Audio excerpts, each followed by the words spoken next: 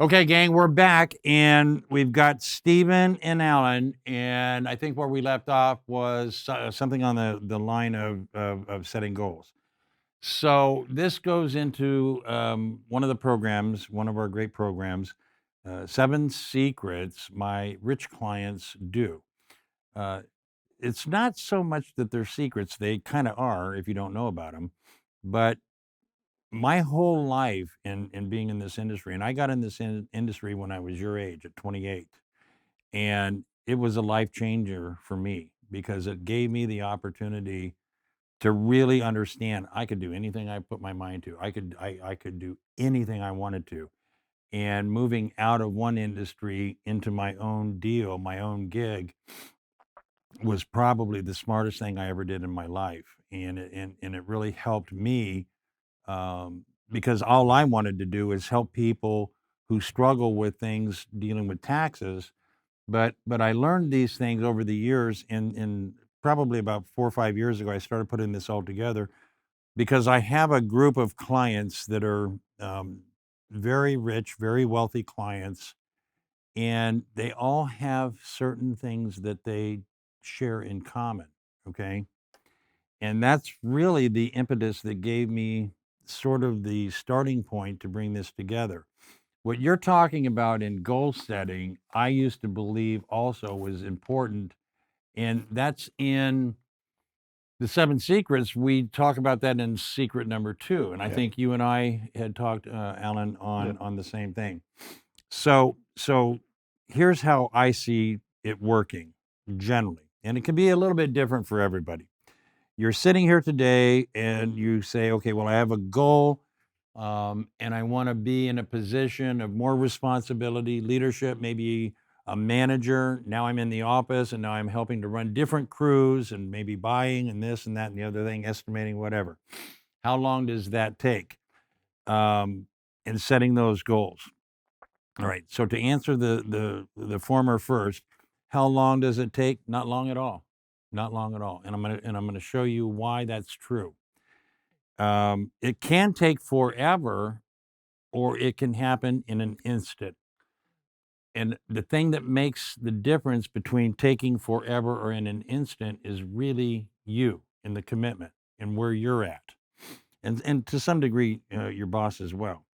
Setting goals. I think we get caught into this habit. Well, I'll give you a good example. New Year's resolution is a goal, Yeah. right? Yes. I'm going to lose 20 pounds. That's my New Year's resolution, right? And I'm going to join the gym and I'm going to pay them every month on an auto pay. I'm going to sign a membership. I'm excited. I'm going to lose the weight and I'm going to look this and I'm going to look that, right? And here's where I think it's kind of screwed up. First of all, isn't it sad that the gym has a business model built around what they call breakage? The business model is dependent on financial success, getting as many people to join up and pay the membership and then not show up at the gym because they count on that. That's kind of a screwed up business model, right? Because your business model is based on people setting a goal to lose weight, get healthy, and then not using the gym. Because if everybody used the gym that paid for the membership, you wouldn't have enough room for everybody to show up. Now, to me, I think that business model sucks. And so does the market because it's changing. It's changing. Those are going away because they won't last, right? Yep. Setting a goal, the reason I've never believed that it works is because I've never had a goal that I've ever set work. When I learned from my mentors and when I learned how to think differently, and that's one of the 7 secrets the rich clients do, what I learned is when I define a clear outcome and I know where I'm at today, I get real focused. I'm going to be here in 1 year. I'm here today. Now I know where I'm at. I know exactly where I'm going, and I know exactly when I'm going to be there, and that's what I do. Exit plan. Yeah, it's every step is an exit plan to the next step, right? Alan, let's start with you. Because you've done this. Yes. You've done this for the last 18 months Yes. with these principles. Yeah. So tell me how it's worked for you, getting rid of the goals, throwing them away, and building outcomes. How's it work for you? Yeah. Through the goals is goals. You know, goals set to be not to achieve because it's the goal. But outcome, it's just the word and outcome. Say the word and say the outcome. When you say the outcome, you know that there is a achievement, there is a success. There's a there. Yeah, there's a there that you've defined. because there's an outcome. You can see it, you can taste it, and now the just to get there is the need you need to work on, and you know you're here to get there. You have a outcome, the attainable outcome, because you know where you at. So then you can work it back. Yes, you go there. So you did that without even realizing. You did that when you came to this country. Your there was America. That was Yes. an actual place, yes, right? Yes, yes. And that was your there, There. and you're here up to your knees, as I recall, in water in the Philippines, right? Yes. So you were already doing this and not knowing Yeah. it. I didn't realize until it came back to me until I met you. You introduced me this program, and then oh yeah, that's my outcome. I Yeah. wonder that I didn't let anybody on my way just to get. So you eventually came to San Diego. Mhm. You were working a job with Hewlett Packard. Then you got another gig down here in San Diego, I think close to the border, Yeah. doing accounting. And then all of a sudden you had an opportunity that led to you now being a business owner. I saw that nice Mercedes that you're driving now. I'm Yes. sure the girls would like a ride in your Mercedes yeah. when you take them to dinner, right?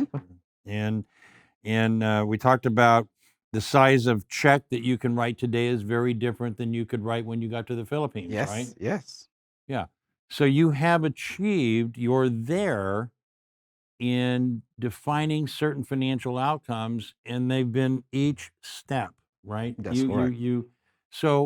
So back to your question, back to your point, and you make a very valid point. It's an absolutely valid point. How long? How long? It never stops. So it goes forever. It's a series of Yes. steps. It's a series of outcomes. It's Yep. a series of doing this and doing that. Yep. Does that make sense? Mhm. Give you a different perspective? Yep. All right, Stephen,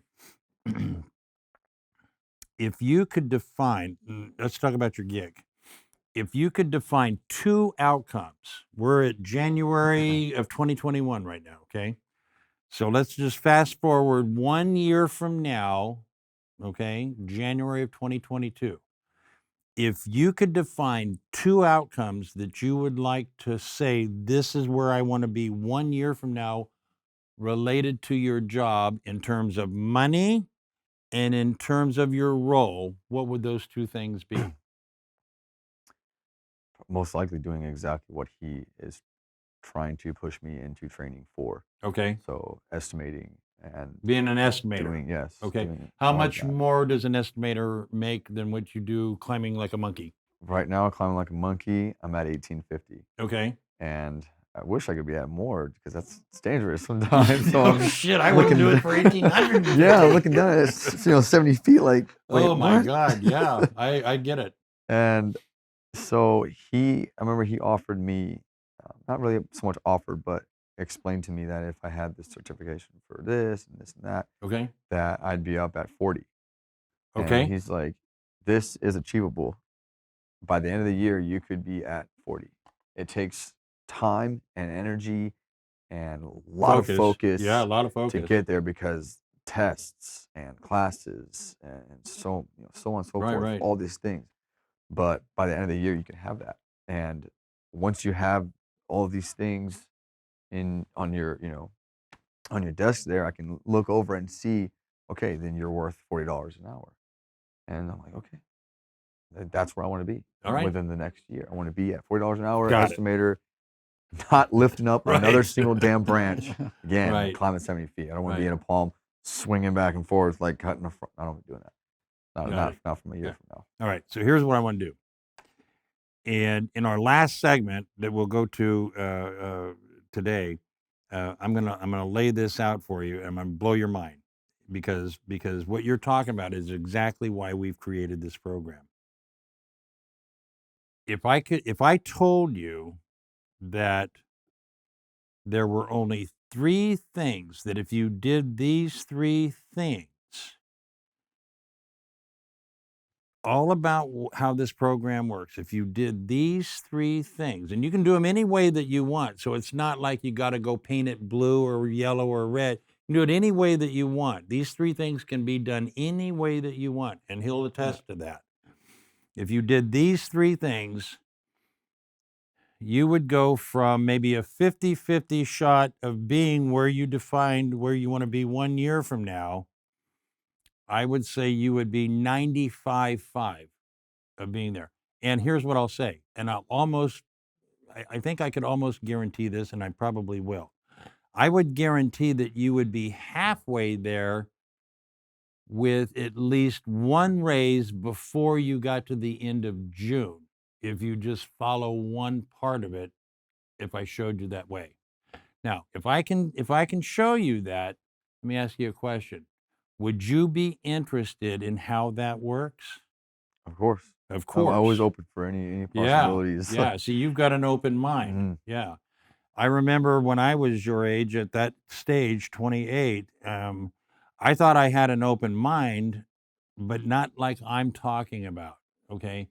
Open mind really is you gotta be in it to win it every day. Mhm. And you already know that, right? You got to play the game every day. The hustle has to be every day. Right. But it's not work. It's not work. When you define you're there, it's not work because you're taking those steps every day, and you know you're 1 day closer to that next step. Yeah. And that's a different feeling, right? That's a very different feeling. How has that, Alan, for you, how has that helped you get the clarity and hold on to that confidence every day? How's that helped you? Every day you will get confident. Every day that every time that you can see your bank accounts per se, your stock per se. That's one way to measure it, There's a right? measure, and then you're confident every day, and the decisions that you can make, you have more power that you can make a decisions. When you first came to America, you landed in Colorado. Yeah. It was December, and you freeze your ass off, Yeah, right? yeah, What did your stock portfolio look like on that day? nothing. I You don't didn't have one. I don't have one. You were just knee deep in snow. You were knee deep in snow, not water, right? No, yep, Yeah, yep, yeah, very different, yep. right? And you soon learned, coming from a tropical environment, the Philippines and Guam, that Colorado wasn't a place you wanted to be for very long. Exactly. Because it's colder than Yeah, shit, yep, right? yep, And you wanted to yep. be somewhere. So you chose San Yeah, Diego. yes, and Well, and yeah. and again, like what we said, that this is not my place. I don't want to be there. I don't want to be here. I want to be somewhere. I want to be there. So I came here 1998 Okay. in San Diego because we have a family tour. We Oh, went to cool. Disneyland. Awesome. We Yeah, yeah, went here cool. over. So I see this place. I can even remember what's the name.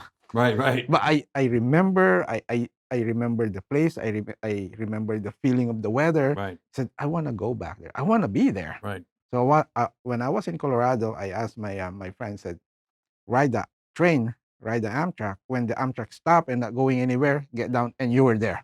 Right. This was that. So because the Amtrak, this is the last stop after San this. Diego. Yeah, San Diego's the end. It's the last stop. So the Amtraks are No, you're not fun. going any Yeah, further. so I did that. So I stopped here. Oh yeah. When I get here, I remember that. Oh yeah, this is the place that I want to stay. Yeah, that's cool. Stephen, you were talking, and I remember before we started the show today, and I want to spend a few minutes on this before we move to the last segment. Let's talk about your mom, because in a lot of ways, that's my story. And I remember the same thing. I'm the oldest of 10 kids, right? And so I went through a lot of the same challenges. I went through the same thinking, different time, but pretty much it didn't change much between me, you, Alan, or whatever. But how has that given you sort of um, a catalyst, if you will, to define the lanes?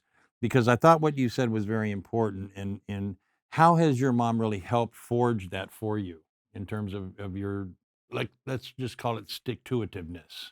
Yeah. Well, growing up, like I said earlier, our family didn't have a lot of things just because our dad kind of, screwed a lot of things up when I was about 12, 13 years old. And that was when he was completely gone out of our lives, and our mom had to take on both parent roles. Right, right. And that was really hard for her Tough. because I had an older brother, Yeah. and he was just barely going into the military when he was maybe senior year, halfway through senior year. He was Right. already recruiting and everything. And so I was not in high school when he was in senior Right. year. I was still in 8th grade. And so growing up with my mom taking care of all of us, I had to adapt to having hand-me-downs.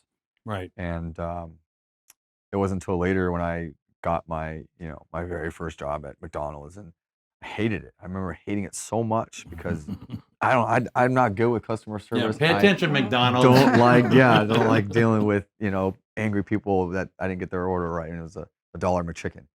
Oh, And because I'm one of those customers. I said cheeseburger. No, I wanted it with no cheese. yes, and I Yes. was just like, okay, fine, whatever. But my mom, and I didn't realize it until a little after, but she started dating, getting into that time where she wanted to Right. date, where she wanted somebody Good for her. because Yeah. she was tired. She was tired of dealing with us Right. all the way through. And our siblings, I mean, I'm the middle child. I have a younger brother, Okay. my older brother, my twin sisters.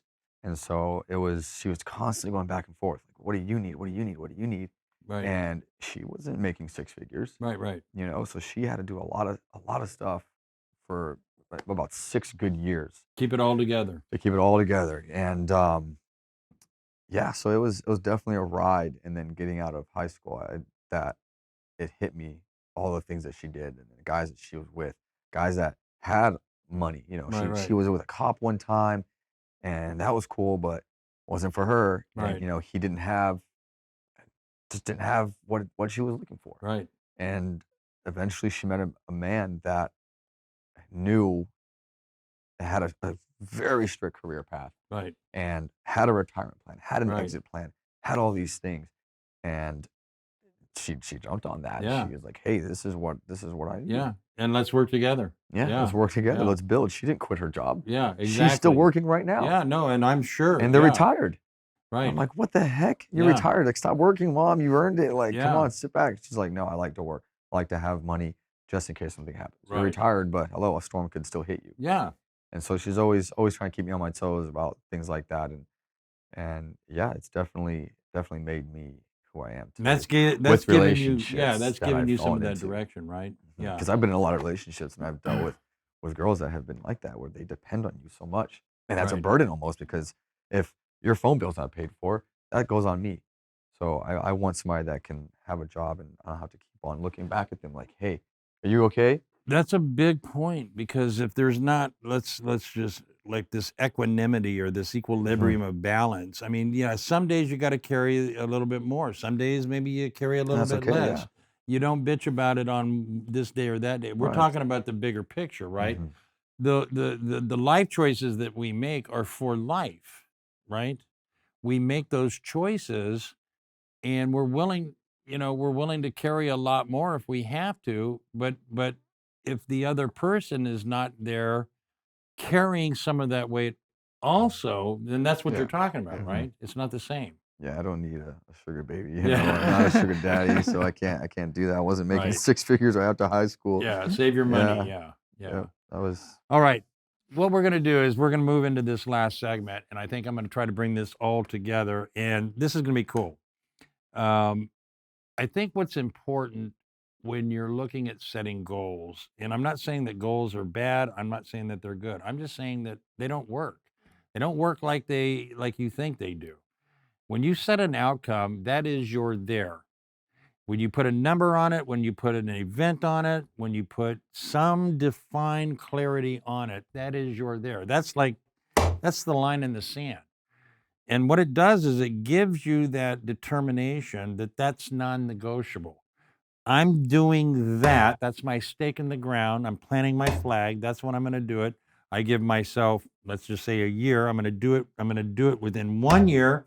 I'm going to work back from where I'm at today, 1 year sooner, my here to there, and then I'm going to figure out everything I need to do to get to there. Because when you get to there, there's another there. Yep. And that's sort of what I'm talking about. Yep. That's how it works. All right, we're going to move on to our next segment, and we're going to pull this all together.